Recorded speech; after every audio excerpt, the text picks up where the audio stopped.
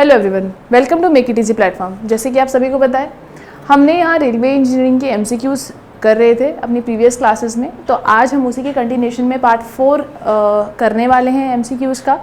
And this is the last part for the railway MCQs and I hope मैंने maximum questions आप लोगों के लिए कवर कर दिए हैं, जो कि आपके अपकमिंग एग्जाम्स के लिए बहुत ही हेल्पफुल रहें।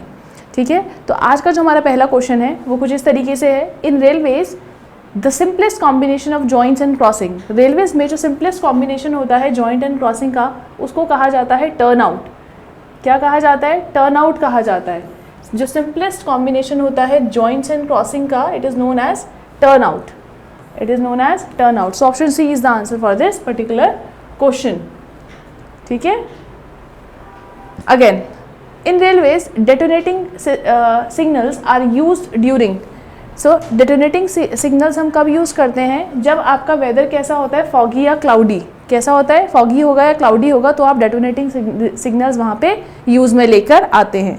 ठीक है, तो option B is the right answer for this question.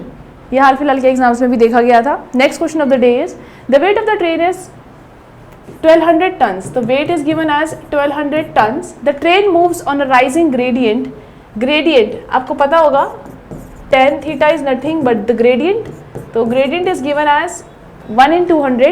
The resistance due to gradient would be, so resistance due to gradient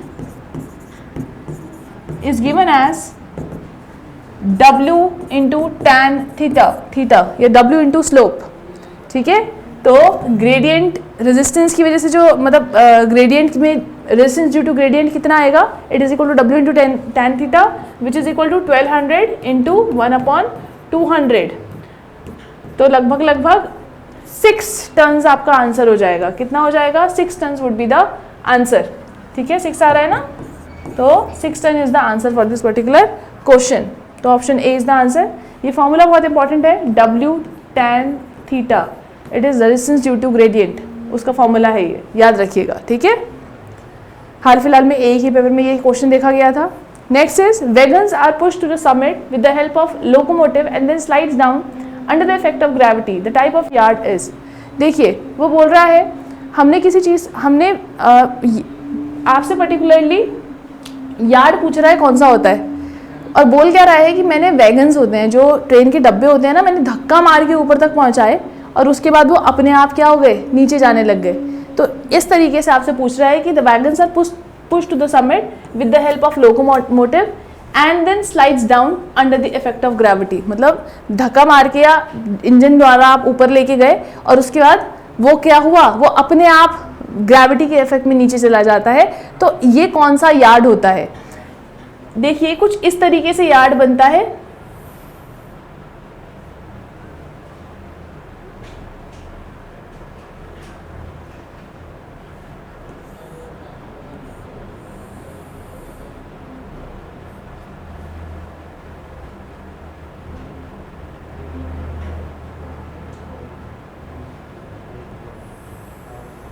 ठीक है, ये कुछ इस तरीके से यार्ड बनता है। अब आप वैगन को यहाँ से लेकर इस समिट पॉइंट तक लेकर आते हैं, फिर यहाँ से वो under the effect of gravity क्या नीचे चला जाता है। ये पर्टिकुलरली जो ये डिप्रेशन सा देख रहे हो ना, इस डिप्रेशन को हम्प बोला जाता है। क्या बोला जाता है? हम्प बोला जाता है। समटाइम्स वो ऐसी इमेज बना के दे देता है आपको, और इमेज से पहचानने के लिए बोलता है कि भैया ये कौन सा यार्ड है। ठीक है ना, तो इस तरीके से ये इस तरीके से बन जाता है। तो ये जो छोटा सा डिप्रेशन दिख रहा है ना आपको, this is known as hump. क्या बोला जाता है? हम्प। और क्योंकि ये हम्प बोला जाता है, इसलिए इस यार्ड का नाम ही क्या है भैया? हम्प यार्ड बोलते हैं इसे। क्या बोलते हैं? हम्प यार्ड बोलते हैं इसको। ठीक है, तो option C is the answer for this question. Next is an arrangement provided in terminal yard for changing the direction of an engine, subjective enough land is available. तो वो पूछ रहा है वो अरेंजमेंट जो कि टर्मिनल यार्ड में use की जाती है इंजन के डायरेक्शन को चेंज करने के लिए। अगर हमारे पास जगह कम होती है तो देखो टर्न टेबल यूज होता है, लेकिन वो बोल रहा है subjective enough land is available, जगह काफी अवेलेबल है। तो इस केस में आप ट्राइंगल यूज करेंगे। क्या यूज करेंगे? ट्राइंगल यूज करेंगे। ठीक है, next is 2 tracks of same gauge crosses each other creating 2 acute and 2 obtuse crossing.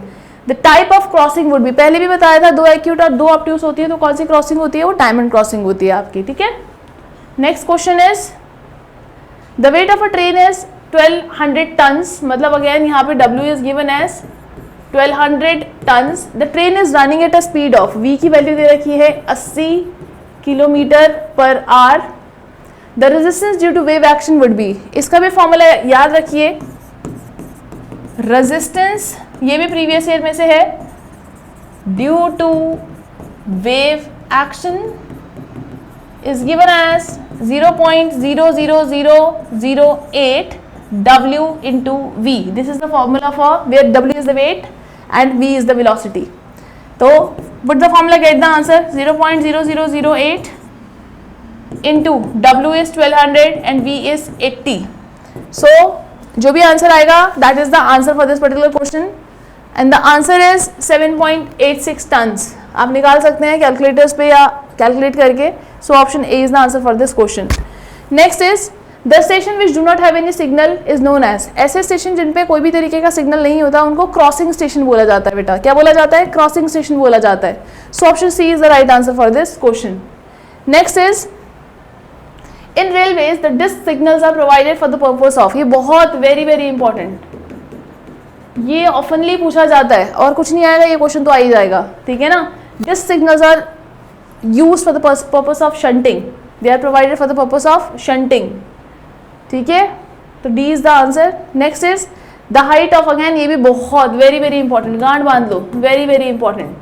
Semaphore signals आप कह सकते हो प्रीवियस फिक्स सिग्नल्स जो होते थे, semaphore is one of a kind. तो the height of a semaphore signal above the ground is, semaphore signal की जो हाइट होती है ग्राउंड से ऊपर वो होती है 7.5 मीटर. कितनी मीटर होती है? 7.5 मीटर होती है, ठीक है. तो it is very very important. Option C is the answer for this question. Next is जब सीमाफोर और warner signals are installed on the same post then the stop indication is given by. ये भी question बहुत important है और कुछ नहीं आएगा तो ये तो पूछ ही लेगा भैया. आपको पता होगा अगर मैं ये सिग्नल, ये पोस्ट बना रही हूँ, अगर ये मेरा सीमाफोर है ना, और warner signal are usually provided below semaphore signal at a particular distance of 2.1 metre approximately, ठीक है ना. 7.5 मीटर की टोटल हाइट होती है. इन दोनों के बीच का जो डिस्टेंस होता है लगभग 2.1 मीटर्स का रहता है, ठीक है. अब देखिए यहाँ पर ये सीमाफोर है और ये आपका वार्नर सिग्नल है. उसने बोला कि मैंने एक पर्टिकुलर पोस्ट पे दोनों प्रोवाइड कर दिए हैं, तो हमें क्या बोलना है? स्टॉप इंडिकेशन कब होगा? स्टॉप होता है जब वो हॉरिजॉन्टल होता है. हमेशा हॉरिजॉन्टल में क्या रहेगा आपका? ये स्टॉप पोजीशन होती है. और अगर मैं बोलूँगी कि आगे चलने वाली पोजीशन कैसे होती है, कुछ इस तरीके से, ये इंक्लाइंड हो जाते हैं at an angle of 45 degree. तो जब दोनों ही ऐसे 45 डिग्री पे इंक्लाइन हो गए तो प्रोसीडिंग का इंडिकेशन होता है, और हॉरिजॉन्टल है तो वो क्या होगा? स्टॉप का इंडिकेशन होता है. तो यहाँ पे स्टॉप का पूछा हुआ है, तो both semaphore and warner arms are horizontal. Horizontal तो ए में ही है ना, तो अभी बताया हॉरिजॉन्टल वाले में स्टॉप होता है. तो option A is the answer for this question. Both arms are horizontal. ओहो, ऑप्शन ही मैंने गलत पढ़ लिया, सो सॉरी.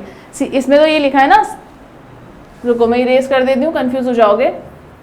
दिस मैंने ऑप्शन गलत पढ़ लिया, बट मैंने यहाँ पे एक्सप्लेनेशन बिल्कुल सही दिया है, तो उसके अकॉर्डिंग आप आंसर कर सकते हो. ऐसी कोई बड़ी बात नहीं है, वो हो जाता है समटाइम्स. तो मैंने ये बोला दोनों आर्म्स जब हॉरिजॉन्टल होंगी तो वो स्टॉप का होता है. तो option C is the answer. Both the arms are horizontal, so C is the answer for this question, ठीक है. Next is a treadle bar is use for. देखो ट्रेडल बार बेसिकली कहाँ यूज होती है? ये पॉइंट्स एंड क्रॉसिंग को interlocking, basically interlocking of point and crossing, वहाँ पे यूज होती है. अब ये ट्रेडल बार है क्या, ये जानना बहुत जरूरी है, वरना आप एग्जाम में हो जाएंगे कंफ्यूज. तो ये होती क्या है? अब देखिए, आपको ट्रैक सर्किट्स याद होगा, मैं आपको प्रीवियस क्लासेस में बता रही थी कि जो ट्रैक के सर्किट्स होते हैं आपके, वो पर्टिकुलरली वहाँ पे वुडन स्लीपर्स आपके देने चाहिए. तो जो सर्किट्स होते हैं वो बताते क्या हैं ये जान लीजिए पहले, उसके बाद मैं आपको ट्रेडल बताऊंगी. जो सर्किट्स होते हैं वो क्या बताते हैं? प्रेजेंस ऑफ ट्रेन बताते हैं over a large area, over a large area, ठीक है. जो ट्रैक सर्किट्स होते हैं वो बताते हैं कि हमारी ट्रेन इस पर्टिकुलर एरिया में प्रेजेंट है, मतलब लार्ज एरिया बता देते हैं, कोई स्पेसिफिक पॉइंट नहीं देते हैं. जबकि जो ट्रेडल बार होती है ट्रेडल बार, अगेन इसको मैकेनिकल डिवाइस कह लो या इलेक्ट्रिकल डिवाइस कह लो, ये भी प्रेजेंस ऑफ ट्रेन ही बताती है। ये भी क्या बताती है? प्रेजेंस ऑफ ट्रेन बताती है एट प्रिसाइज पॉइंट या स्पेसिफिक पॉइंट, कुछ भी बोल लो, एट प्रिसाइज पॉइंट। तो एक प्रिसाइज पॉइंट पे या स्पेसिफिक पॉइंट पे ट्रेडल बार आपको ट्रेन का वो पैसेज बता देती है, जबकि सर्किट्स आपके लार्ज एरिया पे बताते हैं। और ये इसीलिए कहाँ यूज होती है? पॉइंट्स एंड सिग्नल पे, interlocking of points and signals, तो वहाँ पे ये यूज में आती है। ठीक है ना, याद रखिएगा, बहुत इंपॉर्टेंट है। In a shunting signal if the red band is inclined at 45 degree, पहली चीज तो इसमें अगर रेड बैंड लिखा है शंटिंग सिग्नल में तो इससे घबराना मत। रेड मतलब हर रेड का मतलब स्टॉप नहीं होता, रेड की पोजीशन से डिपेंड करता है कि वो स्टॉप होगा कि प्रोसीड होगा। अगेन अगर उसकी जो रेड की पोजीशन होगी हॉरिजॉन्टल होगी तो that would be stop, semaphore की तरह। लेकिन यहाँ पर रेड बैंड है क्या? इंक्लाइंड पोजीशन पे, मतलब अगर ये पोस्ट है and red band is inclined like this eight an angle of 45 degree, ठीक है ना, तो इंक्लाइंड पोजीशन पे ये क्या हो जाएगा? अगेन जब तो अगेन प्रोसीड अभी बताया था, जब इंक्लाइंड होगा 45 डिग्री के एंगल पे तो वो प्रोसीड का सिग्नल रहता है आपका। किसका? प्रोसीड का। तो प्रोसीड कॉशियसली। इसके अलावा ऐसा भी हो सकता है कि आपको रात के टाइम पे वो ग्रीन लाइट दे, तो वो भी सिंबल होता है प्रोसीड का, याद रखिएगा। या तो वो रेड बैंड इंक्लाइंड होगा या तो फिर ग्रीन लाइट होगी, दोनों ही केस में वो प्रोसीड का सिंबल होगा। ठीक है, so proceed cautiously is the sign for this particular, is the answer for this particular question. Next is, अच्छा ये अलग अलग तरीके के सर्वे दे रखे हैं, बहुत ही बेसिक क्वेश्चन है रेलवे इंजीनियरिंग का, बहुत ही बेसिक क्वेश्चन पूछ लेता है। सबसे पहले रेलवे पढ़ने से पहले हम यही पढ़ते हैं, सर्वेज, ठीक है ना। अब सबसे पहले देखो, हमें बताना है सीक्वेंस किस तरीके से, कौन सा पहला सर्वे करोगे, कौन सा दूसरा, कौन सा तीसरा, कौन सा चौथा, इस तरीके से। तो सबसे पहले अगर हमें कहीं पे रेलवे लाइन डालनी है ना बेटा, तो आपको पहले ट्रैफिक सर्वे करना पड़ेगा कि वहाँ पे उतना ट्रैफिक है भी कि नहीं है, मतलब लोग जाने वाले हैं भी कि नहीं है, और मैंने ट्रैक डाल दिया नहीं है तो इकोनॉमिकल लॉस होता है ना कंट्री को भी। तो हमें सबसे पहले क्या करना पड़ेगा? ट्रैफिक लोकेशन या ट्रैफिक सर्वे करना पड़ेगा। तो सबसे पहले सर्वे ट्रैफिक सर्वे किया जाएगा। ट्रैफिक सर्वे करने के बाद आप फिजिबिलिटी देखोगे उस लोकेशन की, और वो फिजिबिलिटी कैसे देखोगे? वहाँ पे खुद स्वयं जाके, जिसको बोलते हैं रेकग्निजेंस। क्या बोलते हैं? रेकग्निजेंस, या फिर इन जनरल या लेमन लैंग्वेज में रेकी सुना होगा आपने। तो फिर उसकी मतलब ट्रैफिक सर्वे, फिर उसके बाद रेकग्निजेंस करोगे, फिर उसके बाद आपका प्रिलिमिनरी सर्वे आ जाएगा, and then at last location survey. ठीक है, तो option A is the answer for this particular question. याद रखिएगा, ये बहुत इंपॉर्टेंट है, हाईवे में भी पूछ लेता है और रेलवे में भी पूछ लेता है आपका। ठीक है, देखिए option A is the answer. Next is a small gap which is left between adjoining rails at a rail joint, it is provided for. आप सभी को पता है किसके लिए प्रोवाइड करते हैं? वो एक्सपेंशन और कॉन्ट्रैक्शन के लिए करते हैं बेटा। तो option A is the answer for this question. Next is for inspection and packing of ballast each pot sleeper is provided with, इसमें each pot sleeper is provided with 2 holes. किससे provide किया जाता है? 2 होल स्लीपर के अंदर आपके provide वहाँ पे मतलब किए जाते हैं। ठीक है, next is to prevent creep in rails steel sleepers are fixed with rails by clips bolts and, ये भी बहुत इंपॉर्टेंट क्वेश्चन है, इससे पिछले वाला भी बहुत इंपॉर्टेंट क्वेश्चन था। इसमें क्या 4 कीज, रेल्स में क्रीप आप सभी को पता है, लॉन्गिट्यूडनल मूवमेंट जो हो जाता था उसको क्रीप बोलते थे। ठीक है ना, तो उसको प्रिवेंट करने के लिए जो स्टील स्लीपर्स होते हैं उनको फिक्स कर दिया जाता है रेल्स के साथ, क्लिप्स एंड बोल्ट से, और साथ में 4 कीज से। कितनी कीज? 4 कीज से। So option D is the answer. Next is wear off rails में भी रिड्यूस्ड बाय, वियर आप सबको पता होगा जो डिटोराइजेशन हो जाता है रेल्स के सर्फेस का due to the movement of heavy traffic और हैवी लोड और फ्रिक्शनल उसकी वजह से, तो डिटोराइजेशन हो जाता है, उसको वेयर बोल रहे थे हम लोग, कल पढ़ा था हमने, परसों भी पढ़ा था। तो कैसे रिड्यूस कर सकते हैं? By decreasing the number of rail joints. ठीक है, तो option B is the answer for this question. Next is railway yard in which wagons are received sorted and new trains are formed, it is known as, इसको marshalling yard बोलते हैं। Previous classes में हम लोगों ने देखा था, और हमेशा बड़े स्टेशन पे मिलता है, छोटे स्टेशन पे नहीं होता है। Marshalling yard is the answer. Next is in station yard the recommended minimum gradient is, last वाली क्लास में मैंने आपको मैक्सिमम ग्रेडियंट बताया था कि भैया इससे ज़्यादा ग्रेडियंट नहीं देते वरना वैगन्स अपनी लोकेशन से डिसलोकेट हो जाएगा। वो मैक्सिमम ग्रेडियंट कितना देखा था अपनी लास्ट क्लास में? मैक्सिमम ग्रेडियंट था 1 in 400। साथ साथ मैंने आपको वहाँ पे मिनिमम ग्रेडियंट भी बता दिया था कि मिनिमम आपका पानी वानी की निकासी के लिए 1 in 1000 तो होना बहुत ही ज़रूरी है। कितना? 1 in 1000। तो option C is the answer. Next is in a railway line project a tunnel has to be constructed. एक रेलवे लाइन प्रोजेक्ट में टनल बनानी पड़ती है कब? Specified gradient is impossible to maintain on mountains. हाँ, इस condition में बनानी पड़ती है। The route along mountain is too long. हाँ, उस कंडीशन में भी बतानी पड़ती है। अभी आपने देखा होगा जो यमुनोत्री का नया मार्ग बन रहा है, तो वो पहले वाला मार्ग बहुत लंबा था, तो अब हमने शॉर्ट करने के लिए उस बीच पहाड़ों के बीच में से टनल बनाई है। तो again this statement is also correct. और तीसरा पॉइंट है this is congested, there is congestion in city on ground. हाँ, बिल्कुल ऐसा भी हो सकता है कि सिटी बहुत कंजेस्टेड है, तो उस केस में भी आप बना सकते हो। तो सारे ऑप्शन सही लग रहे हैं। देखते हैं आंसर। हाँ, option D is the answer. ठीक है, so this is the last slide for today. I hope आपको ये सारे क्वेश्चंस का जो कलेक्शन है वो फ्रूटफुल रहे आगे और हेल्पफुल रहे आपके अपकमिंग एग्जाम्स के लिए। Thanks for coming to our online platform. और भी अगर आपको और MCQs की रिक्वायरमेंट हो तो please let us know via messaging और via commenting. So thanks for coming to our online platform. Thank you.